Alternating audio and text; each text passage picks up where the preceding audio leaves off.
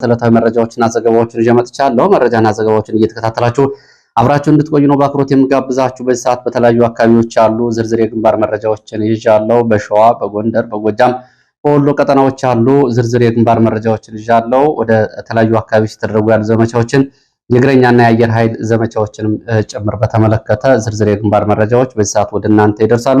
እናንተም እየተከታተላችሁ እስከ መጨረሻው አብራችሁ እንድትቆዩ ነው በአክብሮት የምጋብዛችሁ።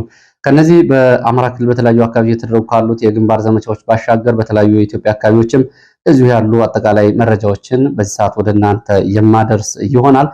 ወጣቶቹ ከክልሉን ለቀው እንዳይወጡ እገዳ ተጥሎባቸዋል። ከዚህ ጋር በተያያዘ ኬላዎች ጥብቅ ፍተሻ እንዲደረግ ትዕዛዝ ተሰጥቷል። እንደዚሁም ደግሞ የአየር መቃወሚያና ሌሎች የቡድን መሳሪያዎችን በከተሞች መካከል እንደዚሁ በማንቀሳቀስ ወታደራዊ ትርኢት የሚመስል ወታደራዊ ዝግጁነትና እንቅስቃሴዎች ዘመቻ መከት በሚል ደግሞ መቀሌ አካባቢ እየወጡ ካሉ መረጃዎች መካከል የተያዙ መረጃዎች ናቸው። እየተከታተላችሁ አብራችሁን እንድትቆዩ በአክብሮት ጋብዛለሁ። የአፍሪካ ቀንድ እና የመካከለኛው ምስራቅ እንዲሁም ደግሞ የቀይ ባህር ቀጠና በተመለከተ የእስራኤሉ ጀሩሳሌም ፖስት ዛሬ አንድ ዘገባ ይዞ ወጥቷል። ይህ ዘገባ ቀጣዩ የዓለማችን የኃይል ማዕከል ወይ ደግሞ የስበት ማዕከል የሚሆነው ዋሽንግተንም አይደለም፣ ኒውዮርክም አይደለም፣ ቴህራንም አይደለችም፣ ቀይ ባህር ነው ብሏል። ከዚህ ጋር በተያያዘ እንደዚሁ የወጡ መረጃዎችና የመካከለኛው ምስራቅ መረጃዎችንም ባጭሩ ወደ እናንተ የማደርስ ይሆናል። እንግዲህ በዚህ በያዝነው ዓመት ምርጫ ይደረጋል በሚል ያው በተለያዩ አካባቢዎች እንቅስቃሴ የተደረገ ነው የሚገኘው። ከምርጫ ጋር ለምርጫ ዘመቻ ሲንቀሳቀሱ በነበሩ የብልጽግና ባለስልጣናት ላይ እንደዚሁ ጥቃት ተፈጽሟል። ከዚህ ጋር በተያያዘ ያሉ መረጃዎችም በሰዓት ወደ እናንተ ከሚደርሱ መረጃዎች መካከል ይገኙበታል። አብራችሁ እንድትቆዩ ነው በአክብሮት የምጋብዘው። በከተማ ውስጥ እንደዚሁ ፋኖ ድንገተኛ ጥቃት ፈጽሞም የፖሊስና የሚሊሻ አባላት ላይ ጉዳት ደርሷል። እነዚህ መረጃዎች በዚህ ሰዓት ትከታተላላችሁ። እናንተም አብራችሁ እንድትቆዩ ነው በአክብሮት የምጋብዛችሁ። ሐሳብ አስተያየት ቢኖራችሁ ጥቆማ ዜናችን@gmail.com ሁልጊዜም መልእክቶቻችሁን ለመቀበል ዝግጁ ነው። እናንተም እየተከታተላችሁ አብራችሁ እንድትቆዩ ነው። ከግዳጅ ቀጠናዎቻቸው በመውጣት ወታደራዊ አዛዦችን ጨምሮ እዚሁ የፖሊስ የመከላከያ አድማ ብተናና የሚሊሻ አባላት ፋኖን እየተቀላቀሉ ይገኛሉ። እነዚህ መረጃዎች በዚህ ሰዓት በስፋት የምንመለከታቸው ናቸው። አስተያየትና ሀሳቦች ጥቆማዎችን አድርሳችሁኛል። እንግዲህ ህወሓትን በተመለከተ እንደዚሁ ዛሬ ጠዋት በነበረው ፕሮግራም ላይ የቀረቡ ሀሳቦችን በተመለከተ በርካቶቻችሁ በውስጥም እንደዚሁ ደግሞ በአስተያየት መስጫ ላይ አስተያየቶችን አስቀምጣችሁ ተመልክቻለሁ። ህወሓትን በተመለከተ እንግዲህ በተራራቀ ሁኔታ እንደዚህ ሀሳብ ልዩነት በውል ይታያል የሚል ግምት አልነበረኝም። ግን ብዙዎቹ አሁንም ህወሓትን እንደ ነፃ አውጪ ህወሓትን የአማራ ህዝብ ሁነኛ ወዳጅ አድርጎ የመመልከት እንዲሁም ደግሞ ከዚህ ጋር በተያያዘ ለሁለተኛ ዙር የአጋርነትና ያስተላለፍ ውልም ስምምነትን በሌለው መንገድ እንደዚህ አይነት ጉዳዮችን እንደዚሁ እያነሱ እየጣሉ ተመልክቻለሁ። ለማንኛውም ህወሓት የለወጠው አቋም የለውም። ህወሓት ከኢትዮጵያ አንጻርም ከአማራ አንጻርም አንድ ቅንጣት የለወጠው አቋም የለም። ህወሓት የለወጠው አቋም መምጣት ከቻለና ህወሓት ወልቃይትንም ጠለምትንም ራያንም ኮረምንም በኃይል ያያስኳቸው በስህተት ነው፣ በዚህ አካባቢ የማንነት ጭፍለቃና መጠነ ሰፊ ጥቃት እንዲሁም ደግሞ ሀገረ መንግስቱን በመራሁበት ጊዜ አማራን ያገለለ ፖሊሲ በመከተል በአማራ ህዝብ ላይ ለደረሰው ግፍና ሰቆቃ ይቅርታ ጠይቃለሁ፣ ወደፊትም መተማመኛ ፖለቲካ ስምምነት መስራት ፈልጋለሁ የሚል አቋም ለውጥ ካመጣ ህወሓትን ለመደገፍ ምናልባት ሚዲያ ላይ ያለኑ ሰዎች የሚቀድም ላይኖር ይችላል። ይህንን ስታመጡ በዚህ ጉዳይ ላይ ወደፊት እንግዲህ ያለው ቅድመ ሁኔታ ይሆናል። ከዛ ውጭ ህወሓት አቋሙን ባለወጠበት ሁኔታ ትላንትም ዛሬም ካውንስል አቋቁሞ የትግራይ ስትራቴጂክ አመራር ብሎ ሰሞኑን ባወጣቸው ሰነዶች እንኳ ፋኖ ኃይል እንዳይኖረውና የማዕከላዊ መንግስቱን በምንጥልበት ጊዜ ፋኖ በቁጥጥር የበላይነት ካለው ትግራይ ነፃ ሀገር በሚለው ላይ እንቅፋት ይገጥመናል የሚል ትንተና አስቀምጦ ፋኖ ኃይል እንዳይኖረውና ከዘመቻ ያለፈ ሚና እንዳይኖረው የሚል ትንተና ባስቀመጠበት እንዲሁም ደግሞ የኤርትራንን በራሱ መንገድ በተነተነበት ሌሎች ኃይሎችንም በራሱ መንገድ በተነተነበት ሁኔታ ከህወሓት ጋር የሚኖሩ አጋርነቶች ምንድን ናቸው የሚለው አሁንም ነገም ዛሬም ተደጋግሞ ሊጠየቅ የሚገባው ጉዳይ ነው። ከዚህ አንጻር እንግዲህ የጥቅም ጉዳይ ሆኖ በተለያየ መንገድ እንደዚሁ የተለያየ አሰላለፍ የያዙ ካሉ እሱ ሌላ ነው። ፖለቲካው ወታደራዊ ሁኔታው ሌላ ነው። ህወሓት ዛሬ ራሱን እንደ ዲፋክቶ ስቴት ወይም ደግሞ እንደ ነፃ ሀገር ነው የሚያየው። ስለዚህ የህወሓትን ጉዳይ በዚህ መንገድ እናስቀምጠውና ወደ መረጃዎቹ ብቻ ዕለታዊ መረጃዎችን ወደ እናንተ አደርሳለሁ። በጠዋቱ የመረጃ ጊዜያችን ወልዲያ ዩኒቨርሲቲ የመምህራን እና የሰራተኞች ደሞዝ እስካሁን ድረስ አልተከፈለም በሚል ቅሬታ አቅርባችሁ ነበር። ከሰዓት በኋላ መልካም ምላሽ ይዤ መጥቻለሁ። በዩኒቨርሲቲውን ከፍተኛ አመራሮች አግኝቼ ጠይቄያለሁ። የዩኒቨርሲቲው አመራሮች አዎ ደሞዝ ከ10 ቀን በላይ ዘግይቷል ብለዋል። የዘገየው ደግሞ በሲስተም ችግር ነው። አይኤምኤስ በሚባል ሲስተም ክፍያ ችግር ምክንያት ነው። ሰኞ ችግሩ ይፈታል ተብሏል። እንግዲህ ምናልባት ከ12 ሰዓታት በኋላ ችግሩ ይፈታል ተብላችኋል። ይኸው ምላሽ ተገኝቷል። ወደ ሌሎች መረጃዎች ሲሄድ የኢየሩሳሌም ፖስትን ዘገባ ማስቀደም መካከለኛው ምስራቅ ያሉ አጫጭር መረጃዎችን ወደ እናንተ አድርሼ ወደ ግንባር መረጃዎች እመልሳለሁ። ኢየሩሳሌም ፖስት የእስራኤል ተነባቢው ጋዜጣ ነው። ቀጣዩ የዓለም የኃይል ማዕከል ዋሽንግተን፣ ቴህራንም ኒውዮርክም አይደለም ብሏል። ቀጣዩ የዓለም የኃይል እና የስበት ማዕከል የሚሆነው ቀይ ባህር እንደሆነ ነው በትንታኔው ይዞ የወጣው። እንግዲህ ዘኢየሩሳሌም ፖስት ይህንን ይዞ ሲወጣ ካለው አጠቃላይ ቀጠናዊ እንቅስቃሴ ጋር ምን አይነት ጉዳዮች ተገማች የፖለቲካና ኃይል አስተላለፎች እየመጡ ነው የሚለው ዋናው ጉዳይ ነው። እንግዲህ ከፓን አረቢክ እንቅስቃሴ 1960ዎቹ ጀምሮ የፓን አረቢክ እንቅስቃሴ ጀምሮ የኤርትራን የትጥቅ ትግልና የነጻነት ትግል እንቅስቃሴ ጨምሮ ኢትዮጵያ ለዘመናት በቀጠናው ያላትን የኃይል ሚዛን አስጠባቂነት ጨምሮ ጽሁፉ ይተነትናል። ጽሁፉ እንግዲህ በዩኒቨርሲቲ ኒውዮርክ ዩኒቨርሲቲ በሚያስተምር ሰው በሳሙኤል ለገሰ የተጻፈ ጽሁፍ ነው። በቀይ ባህር ቀጠና ካለው ውጥረት ጋር የኢትዮጵያና የኤርትራን ሁኔታ በስፋት አንስቷል። ለ2500 ዘመናት እንዲሁም ደግሞ በኢትዮጵያ የነበረውን አጠቃላይ እንደዚሁም የኦርቶዶክስ ማዕከል ያደረገ መንግስትንም በተመለከተ ያነሳው ጉዳይ አለ። እንግዲህ የጀሩሳሌም ፖስት ይህንን ይዞ ሲወጣ ምን አስቦ ነው የሚለው ነው መሰረታዊ ጉዳይ። እንግዲህ ጽሁፉ እስራኤል አሁን በዚህ ቀጠና እንዴት እየመጣች ነው የሚለውና ቀጣዩ የቀጠናውን ማዕከልነት የሚያሳይ ጽሁፍ እንዲሆን እንግዲህ ያው የጋዜጣው የኤዲቶሪያል ፍላጎት ስለሆነ ጽፏል። ካሁን በፊትም እንግዲህ ኢየሩሳሌም ፖስት በተለይ ኤርትራን በተመለከተ ያወጣቸው ጽሁፎች ይታወቃሉ። እንግዲህ ዘጀሩሳሌም ፖስት ዛሬ ይህንን ይዞ ሲወጣ ይህንን ጽሁፍ ይዞ የወጣው ቀጣይ ካለው የእስራኤል ፍላጎት አንጻር ወይስ ደግሞ ሌላ የሚለው ጉዳይ መነሳት ያለበት የፖለቲካዊ ቀጠናዊ ወታደራዊ ጉዳይ ነው። ከዚህ አንጻር እንግዲህ እስራኤል 2025 ዓ.ም ከመገባደዱ 4 ቀናት ቀደም ብሎ ለሶማሌላንድ የሰጠችው የሀገርነት እውቅናና በእነዚህ በኢየሩሳሌም በሶማሌላንድ የእስራኤል ወታደራዊ ቤዝ ለማቋቋም እንዲሁም ደግሞ የየመን ሁቲ አማጺዎች እንቅስቃሴ ለመግታት እያደረገችው ካለው ጥረት አንጻር እንዲሁም ደግሞ ከቅርብ ጊዜ ወዲህ በኢትዮጵያና በእስራኤል መካከል ያለው ወዳጅነት ባለፈው ወር እንግዲህ የእስራኤል መሪዎች በዓለም ታሪክ አድርገውት በማያውቁት ሁኔታ በወር 2 ጊዜ ወደ ኢትዮጵያ መጥተዋል። ይህንን ጨምሮ በዚህ በቀጠናው ካለው ሁኔታ አንጻር ምን አዲስ ነገር ይኖራል የሚለው አብሮ የሚታይ ነው የሚሆነው። አሁን ከኢራን ጋር እስራኤል እያደረገችው ካለው ጦርነት በኋላ እስራኤል በዚህ ቀጠና ምን አስባለች፣ ምን ወታደራዊና የኃይል አስተላለፍ እየመጣ ነው የሚለው አመላካች ነው ይህ ጽሁፉ። በዚህ ላይ እንግዲህ ሌሎቻችሁም የጂኦፖለቲካና የሚሊተሪ እንዲሁም ደግሞ የደህንነትና የሰላም ጉዳዮች ተመራማሪ የሆናችሁ ባለሙያዎች ልትጨምሩበት ትችላላችሁ። አሁን እስራኤል እንግዲህ ጓዟን ጠቅልላ ወደዚህ ቀጠና እየመጣች ከታችኛው ከባብል ባህረ ሰላጤ ከሀርጌሳ በርበራ እስከ ኢትዮጵያ የቀይ ባህር አቅራቢያ ወዳሉት አካባቢዎች ያላት ስምሪት በየመን ቀጠናዎች ያላትን እንቅስቃሴ እንግዲህ ወደፊት እዚህ ቀጠና ላይ ከሚከሰቱ ዋና ዋና ክስተቶች አንዱ ይሆናል። ከዚሁ ጋር በተያያዘ እስራኤልና አሜሪካ በጋራ በኢራን ላይ እያደረጉ ካሉ ጦርነት ጋር የወጡ አጫጭር መረጃዎችን ላድርስ። የኢራን ሚዲያዎች የእስራኤሉን ጠቅላይ ሚኒስትር በሚሳኤል ጥቃት ገድለናል ከሚለው ዘገባ ጀምሮ እስከ አሳደን የትም ቢሆኑ የትም አንለቃቸውም የሚሉ ዘገባዎችን እየወጡ ነው የሚገኙት። እስካሁን ድረስ ግን ኔታንያሁ ባልተመለከተ የወጣ መረጃ ቢኖር በደህንነታቸው እና በስራ ላይ መሆናቸውን የሚያሳዩ መረጃዎች ናቸው። እንግዲህ በአጋጣሚ ይሁን ወይስ ደግሞ በሌላ ጉዳይ የእስራኤሉ ጠቅላይ ሚኒስትር ዛሬ በወታደራዊና ደህንነት ቁልፍ ስብሰባ ላይ ግን አልተገኙም። ይህንን ጨምሮ ጉዳዩን ጥቃት ደርሶባቸዋል ከሚለው ጋር የኢራን ሚዲያዎች ጉዳዩን አያይዘው እያወጡ ነው የሚገኙት። ጦርነቱ ወደ ኒውክሌር ስጋቶች አድጓል የሚሉ ዓለም አቀፍ ዘገባዎችም ወጥተዋል። በእስራኤልና አሜሪካ በኢራን ላይ የከፈቱት ጦርነት ወደ ኒውክሌር ስጋቶች አድጓል ብሏል። በኢራን ላይ እየተደረገ ያለው ጦርነት በዓለም ጦርነት ታሪክ ታይቶ በማይታወቅ ሁኔታ የጦር መሳሪያ እና የቴክኖሎጂ ፉክክር ይታይበታል። የተመረቱ የጦር መሳሪያዎችን ለማሳየት ጥረት እየተደረገ ነው። ይህን ኢራንም እስራኤልም አሜሪካም እያደረጉት ነው። ከዚህ አልፎ እንግዲህ እንደነ ዩክሬን ያሉ ሀገራትም በጦርነት ውስጥ ያሉ የቴክኖሎጂና የጦር ልምዳቸውን እንዲያካፍሉ እየተጋበዙበት ያለው ጦርነት ነው።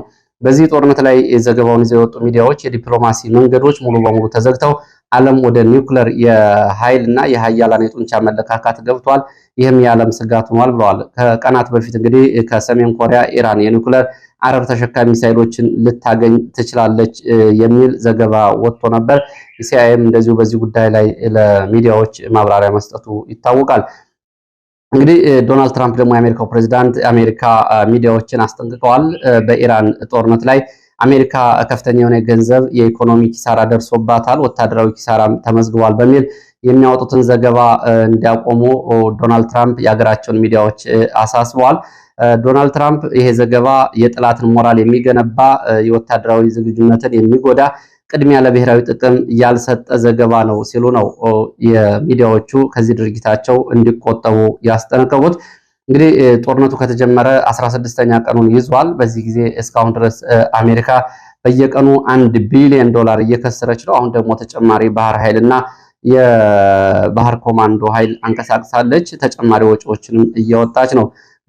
እስካሁን ድረስ ባለው ሁኔታ ከ8 በላይ የአሜሪካ አውሮፕላኖች ከጦር ግዳጅ ጋር በተያያዘ ጉዳት ደርሶባቸዋል። እንዲሁም ደግሞ አብርሃም ሊንከን እየተባለ የሚጠራው ትልቁ የአሜሪካ የጦር መርከብ እንደዚሁ ጉዳት ደርሶበታል የሚሉ መረጃዎች ወጥተዋል። የአሜሪካ በመካከለኛው ምስራቅ የሚገኙ 11 የጦር ሰፈሮች ላይ ተከታታይ ጥቃቶች ተፈጽመዋል።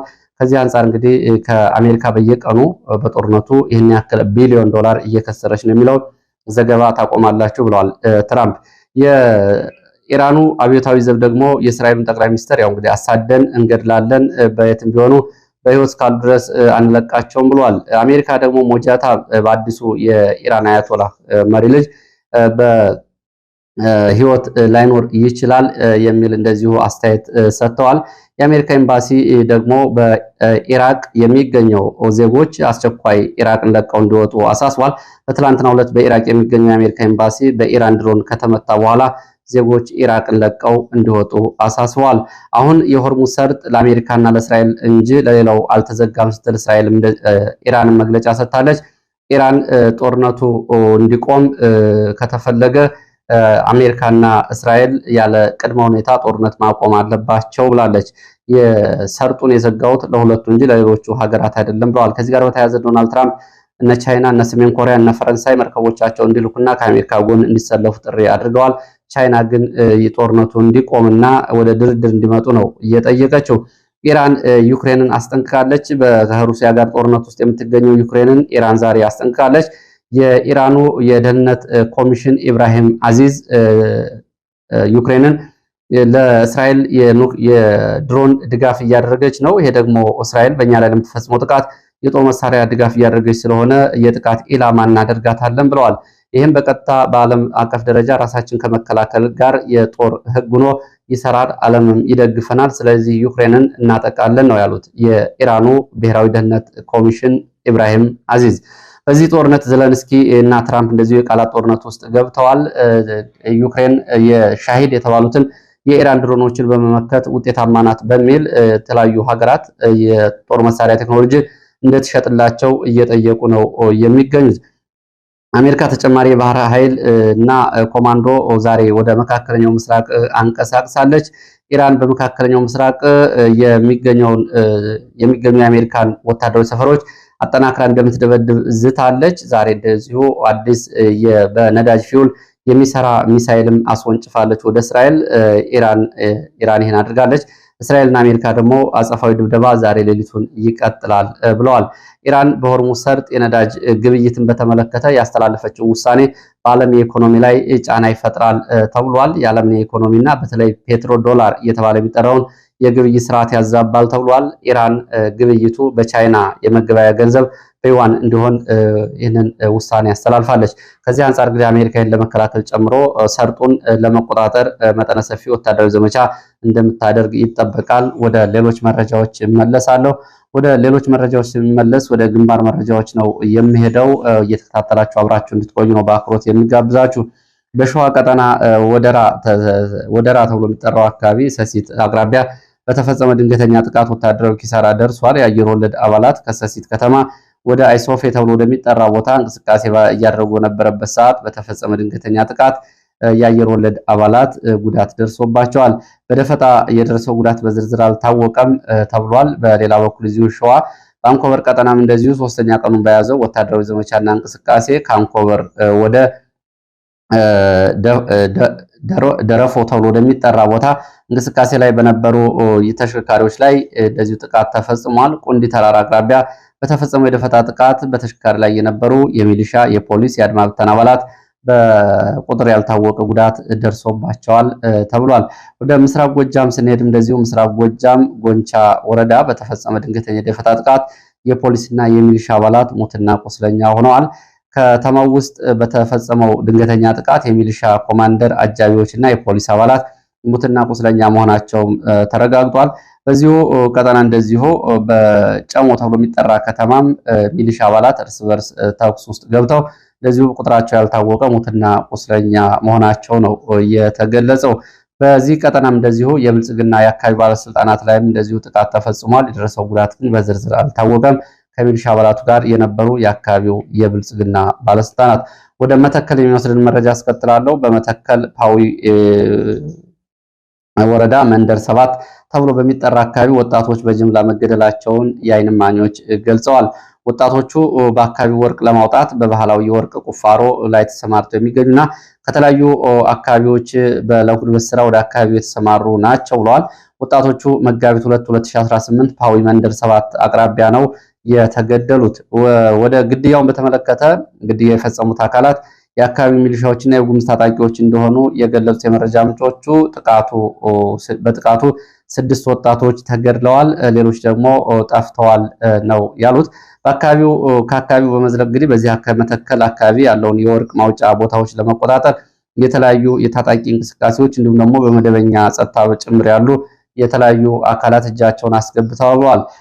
ከወለጋ ጭምር የሸኔ ታጣቂዎች አካባቢውን የወርቅ ማውጫ ለመቆጣጠር ባለፈው ተደጋጋሚ ጥቃቶች ፈጽመው ነበር የሚሉት የመረጃ ምንጮች ከሱዳን ብሉ ናይል ግዛት የሚመጡ ታጣቂዎች እና የቤንሻንጉል ክልል የአካባቢው አስተዳደር የሚታገዙ ሚሊሻዎች በተደጋጋሚ በዚህ አካባቢ ጥቃቶችን እያደረሱና የወርቅ ማውጫ አካባቢዎቹን ለመቆጣጠር ከፍተኛ እንቅስቃሴ እየተደረገ ነው ብለዋል። እንግዲህ ከማዕድን ጋር በተያያዘ በአካባቢ ያለውን ግጭት ሊያስፋፋው ይችላል። በዚህም እንግዲህ እስካሁን ድረስ ደብዛቸው የጠፉ ቁጥራቸው ያልታወቁ ወጣቶች መኖራቸውንም የመረጃ ምንጮቹ አብረው ገልጸዋል። ወደ ሌሎች መረጃዎች እመለሳለሁ። ወደ ሌሎች መረጃዎች ሲሄድ ወደ ማዕከላዊ ጎንደር የሚወስድን መረጃ ነው የማስከትለው። በማዕከላዊ ጎንደር በአየር ኃይል ጥበቃና ቅኝት የተደገፈ ዘመቻ መደረጉን ከአካባቢው ዛሬ የወጡ መረጃዎች ይገልጻሉ። በዚህ በድሮን በመታገዝ የእግረኛ ኃይሉ ወደ ሁለቱ የበለሳ ወረዳዎች ዛሬ ተንቀሳቅሷል።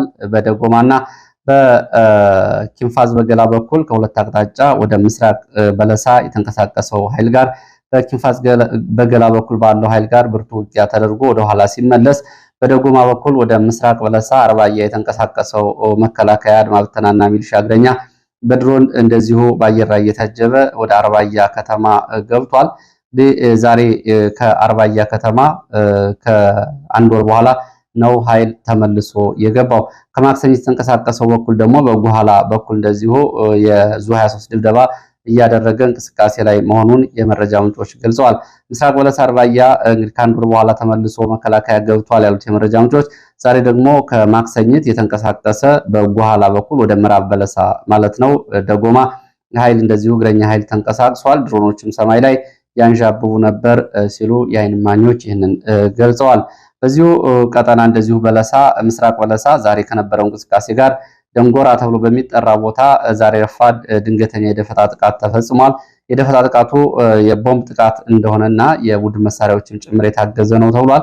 በዚህ ጥቃት ወደ አርባያ እንቅስቃሴ ላይ የነበረ ተሽከርካሪና ወታደሮች ጉዳት ደርሶባቸዋል። የጉዳቱ መጠን በዝርዝር አልታወቀም። እዚሁ ማዕከላዊ ጎንደር ባሻገር እንደዚሁ ወደ ደቡብ ጎንደር ስንመጣ ደቡብ ጎንደር አዲስ ዘመን አካባቢ ከግዳጅ ቀጠና የወጡ የሚሊሻና የአድማ ብተና አባላት ወደ ፋኖ ተቀላቅለዋል። አቀባበልም ተደርጎላቸዋል ተብሏል። ከግዳጅ ቀጠና ጋር በተያያዘ እንደዚሁ በምዕራብ ወሎ ቀጠናም ከግዳጅ ቀጠና የወጡ የአየር ወለድ አባላት ወደ ፋኖ ተቀላቅለዋል።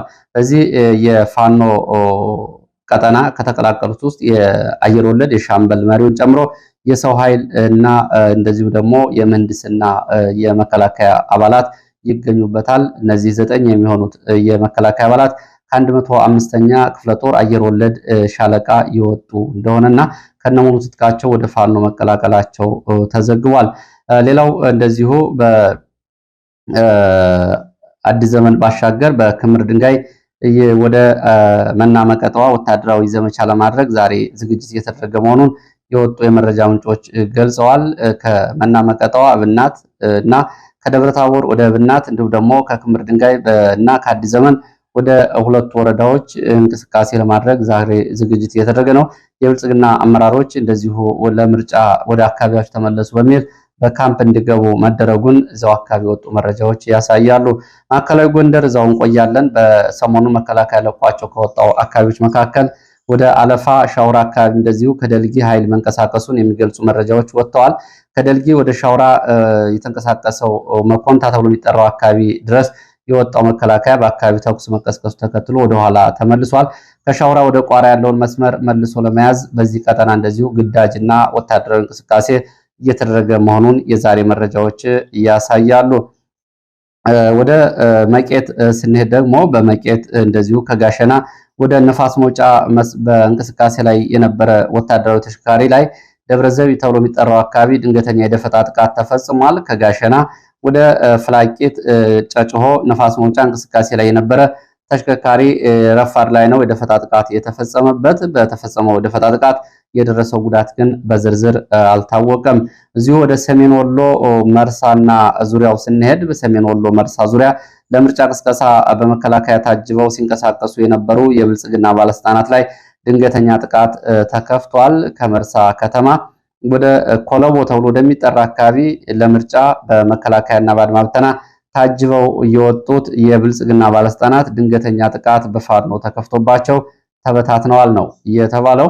እንዲህ በተፈጸመው ጥቃት በካድሬዎቹ ላይ እንዲሁም ደግሞ በእጀባ ላይ በነበሩ የመከላከያና አድማ ብተና ላይ የደረሰው ጉዳት እየተጣራ እንደሆነ የገለጹት የመረጃ ምንጮች ምርጫ ቅስቀሳው ግን ሙሉ በሙሉ ሳይሳካ ቀርቷል። መርሃ ግብሩም ተሰርዟል። እንግዲህ በአማራ ክልል ምርጫ ጋር በተያያዘ እየወጡ ያሉ ዘገባዎች እነዚህ ሲሆኑ የብልጽግና ሚዲያዎች ደግሞ ፕሮፓጋንዳ በስፋት እያሰሩ ነው። በባህር ዳር ከተማ ዙሪያ በሚገኙ ቀበሌዎች ምርጫ ምዝገባ እየተደረገ እንደሆነ ለማሳየት ሞክረዋል። እንግዲህ ካለው አጠቃላይ ስጋት ጋር በተያያዘ ምርጫው በክልል ውስጥ ምዝገባ እየተደረገ እንዳልሆነና ስምሪትና ስርጭት የምርጫ ቁሳቁሶች አለመደረጉን ለመሸፈን ነው ይሄ እየተደረገ ያለው።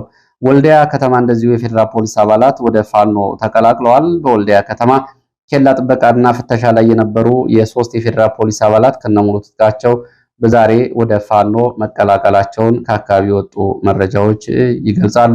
ወደ መቀሌ የሚወስደን መረጃ እናስከትላለን። ወደ መቀሌ ስንሄድ ደግሞ ወጣቶች ትግራይን ለቀው እንዳይወጡ ዛሬ ክልከላ መደረጉ ነው የታወቀው። ዛሬ በአውቶቡስ ተሳፍረው ወደ አዲስ አበባ ሊወጡ የነበሩ ወጣቶች ከተሽከርካሪዎች ወርደው ተወስደዋል፣ ወደ ካምፖች ተወስደዋል። እንዲሁም ደግሞ ተሽከርካሪዎቹ ደግሞ እድሜያቸው የደረሱ ወጣቶችን እንዲያራግፉ ከመኪና ላይ እንዲያወርዱ ዛሬ ጠዋት መደረጉን መረጃዎች ጠቁመዋል። ከኬላ ተመልሰው ኬላ ጥበቃ ላይ በነበሩ ተይዘው እንደዚሁ በማቆያ እንዲቆዩ የተደረጉ ወጣቶች ስለመኖራቸውና ከትግራይ ወደ ተለያዩ የኢትዮጵያ አካባቢዎች በተለይ ወደ አዲስ አበባ የሚያስወጡ መንገዶች ጥብቅ ቁጥጥር እንዲደረግባቸው የትግራይ ስትራቴጂክ አመራር የሚባለው ካውንስል ውሳኔና እንደዚሁ ደግሞ ትዕዛዝ ማስተላለፉ ነው የታወቀው። ከዚህ ጋር በተያያዘ እንግዲህ አጃንስ ፍራንስ ፕሬስ ከሁለት ቀናት በፊት እንደዘገበው በሌሊት መቀሌ ጎዳናዎችን በተመለከተ ሻንጣ ተሸክመው ወጣቶቹ ትግራይን ለቀው ለመውጣትና ከአሁን በፊት በደረሰው የጦርነት ሰቆቃ ምክንያት የአእምሮ ጠባሳ ያለባቸው ወጣቶች ትግራይን ለቀው ለመውጣት ሻንጣ ተሸክመው በሌሊት ይታያሉ ሲል የመቀሌን ገጽታ ዘገባው በዚህ መንገድ ማሳወቁ ይታወቃል። እንግዲህ መቀሌና በሌሎቹ ከተሞች ደግሞ የአየር መቃወሚያ የጫኑ ኦራሎችን እንቅስቃሴ እንዲያደርጉ እያደረጉ መሆኑንና በማህበራዊ ሚዲያ ደግሞ የህወሓት ማህበራዊ ሚዲያዎች ዘመቻ መከት በሚል ለዚሁ ጥሪ እያደረጉ መሆናቸውን ከአካባቢ ወጡ መረጃዎች ያሳያሉ። ለዚህ ሰዓት የነበሩኝ አጫጭር መረጃዎች እነዚህ ናቸው። ስለተከታተላችሁ በእጅጉ አመሰግናለሁ። በሌላ ተመሳሳይ መርሃ ግብር እስከምንገናኝ